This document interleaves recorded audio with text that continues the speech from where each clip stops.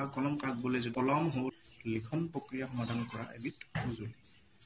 ইয়াক চিয়াহীৰ সহায়ত কাগজ বা তেনে পৃষ্ঠত লিখিবলৈ বা আঁকিবলৈ ব্যৱহাৰ কৰা হয়। ই মানুহক মানৱ জাতিক শিক্ষিত কৰাত এক ডাঙৰ ভূমিকা গ্ৰহণ কৰে। পৃথিৱীৰ সকলো মানুহে এবাৰ হ'লেও ব্যৱহাৰ কৰিছে। ইতিহাসৰ ক্ষেত্ৰখন বহল কৰাৰ ক্ষেত্ৰত কলমৰ অৱদান যথেষ্ট। যদি আমি ইতিহাস চাবলৈ যাওঁ তেতিয়াহ'লে আজিৰ পৰা প্ৰায় 40,000 বছৰ আগতে মানুহসকলে গুহাত বাস কৰিছিল আৰু সেই গুহাত তেওঁলোকে কিছুমান শিলেৰে এই বেৰবোৰত খোদিত কৰিছিল। পশু চিকাৰ কৰা, পশুপালন বা তেনেকুৱা ধৰণৰ শস্যৰ লগত জড়িত কিছুমান চিত্ৰ বা ছবি আঁকিছিল।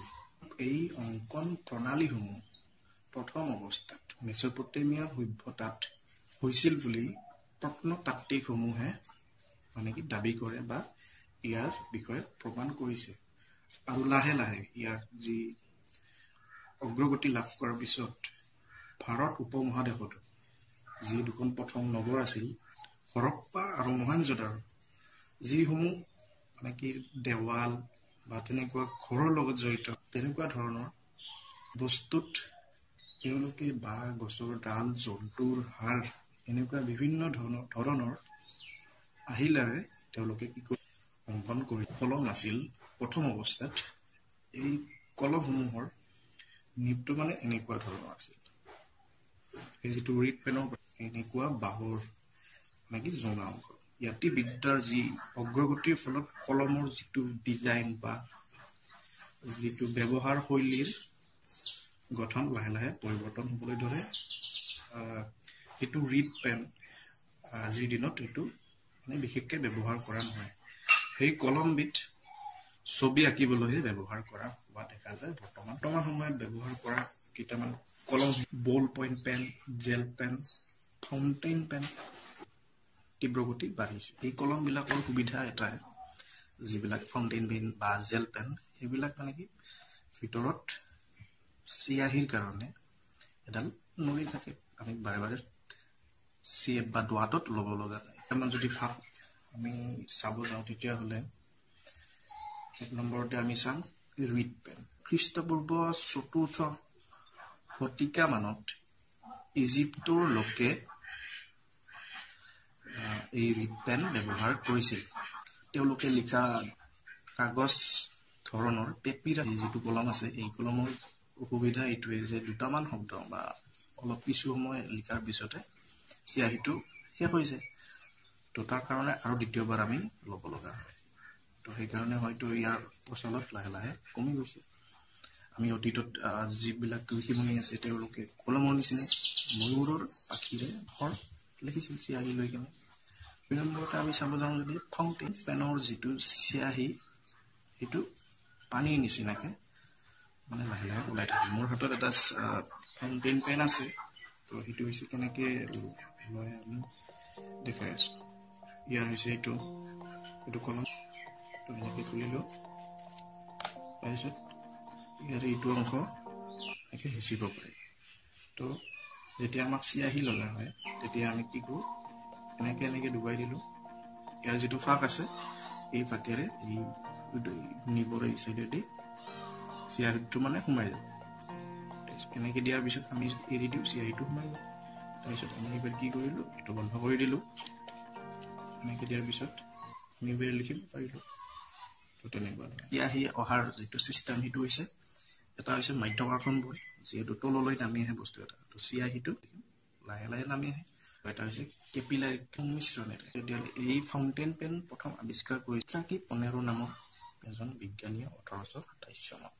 যিজন ৰোমান দেশৰ আছিল। ১৯০৭ চনত ৱাল্টাৰ এ চিফাৰে কলমৰ নলীত এটা হিংযুক্ত লিভাৰ সহায়ত কলমটো নুখোলাকৈ ভেকুৱাম সৃষ্টি কৰি চিয়াহীটো এটা ধৰি লওক চুইচ আছে, চুইচটো দাবি দিয়াৰ লগে লগে এনেকৈ ভেকুৱাম সৃষ্টি হয়। বায়ুত যিহেতু ৰবৰ এক টুকুৰা ভেকুৱাম সৃষ্টি হোৱাৰ ফলত চিয়াহীটো আপুনি এইটো প্ৰক্ৰিয়াই কিন্তু অলপ বেলেগ এইটো আমি এনেকৈ খুলিব লাগে এইটো খুলিব নালাগে আধুনিক ফাউণ্টেইন পেন আৱিষ্কাৰ কৰিছিল লুইছ ৱাটাৰমেন 1884 চনত 1809 চনৰ মে মাহত ফ্ৰেডৰিক ফলছক ফাউণ্টেইন পেনৰ ইংৰাজী পেটেণ্ট প্ৰদান কৰা হয় 19 ছেপ্টেম্বৰ মাহত জোচেফ ব্ৰাহামক প্ৰদান কৰা হয় আমি যদি কেইটামান ফাউণ্টেইন পেনৰ ব্ৰেণ্ড বা কোম্পানীৰ নাম চাবলৈ যাওঁ তেতিয়াহ'লে লেমি যেটো জাৰ্মানিয়ান কোম্পানী 1930 চনত স্থাপন কৰা হৈছিল আৰোৰা 1919 চনত স্থাপন কৰা হৈছিল যেটো ইটালিয়ান কনৱে ষ্টিৱাৰ্ট 1905 চনত লণ্ডন ইংলেণ্ডত মেট 1922 চনত স্থাপন কৰা হৈছিল যেটো জাৰ্মানত অৱস্থিত এটা আছে ভিসকন্টি যেটো কোম্পানী ইটালীত অৱস্থিত এটো কোম্পানী 1988 চনত স্থাপন কৰা হৈছিল আৰু আটাইতকৈ দামী ফাউণ্টেইন পেনটোৰ দাম হৈছে 35,25,000 টকা যেটো কলমৰ নাম কাৰান্দাস 18 কেৰত গোল্ড আছে ফাউণ্টেইন বালাজী পেন জেল পেন চিকচিকা পৃষ্ঠত অতি স্পষ্টকৈ দেখা যায় এইবিধ কলম আৱিষ্কাৰ কৰিছিল Sakura Color Products Corporation of Osaka যেটো জাপানত অৱস্থিত কমাৰ্চিয়েলি বা যেটো অফিচিয়েলি ইয়াত পাবলিছ কৰা হয় 1984 কোম্পানীটোৱে দুটা কলম উলিয়াইছিল এই কলম দুটাৰ নাম সাকুৰা বালজান নম্বৰটো হৈছে Sakura Pigma Micron gel Communications incorporate যেটো স্থাপন কৰা হৈছিল 1986 চনত ইয়াৰ সিইও হৈছে Vijay Kulkarni gel sciences incorporate gel pen ball pen কলম আমি বেছিভাগ মানুহে ব্যৱহাৰ কৰোঁ সাধাৰণতে এই বল পেনটোৰ যেটো সিয়াহি অলপ ডাঠ হয় অলপ মোটা হয় জেল পেনতকৈ এই বল পইণ্ট আমি বেছি দিন লিখিব পাৰোঁ এই সিয়াহিত